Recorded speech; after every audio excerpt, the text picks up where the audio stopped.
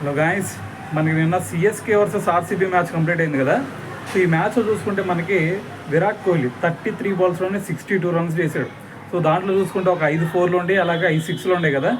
So మరి ఈ 5 6లతో 2 రికార్డులు బద్దలు కొట్టాడు భయ్య. ఆ 2 రికార్డులు ఏంది అనే దాని నుంచే మాట్లాడదాం ఇప్పుడు. అయితే మనకి ఫస్ట్ బెంగళూరు స్టేడియం తెలుసు కదా.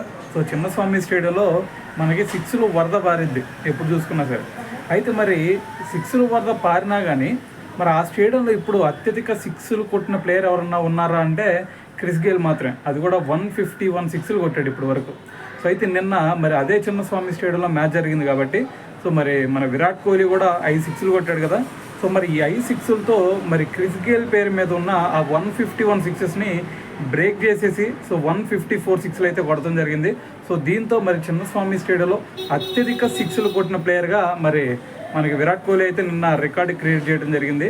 సో ఇది పక్కన పెడితే మనకి ఇంకోటి, ఇప్పటి వరకు ఫ్రాంచైజీ లీగ్స్ అంటే వరల్డ్ ఎన్నో లీగ్స్ జరుగుతూ ఉన్నాయి కదా.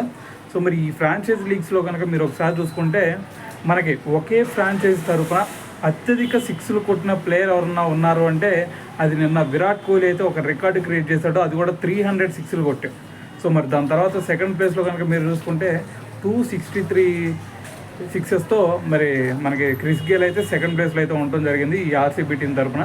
సో ఏదైనా సరే మరి నిన్న ఈ 5 6లతో 2 రికార్డులు అయితే బ్రేక్ చేశాడని చెప్పాలి.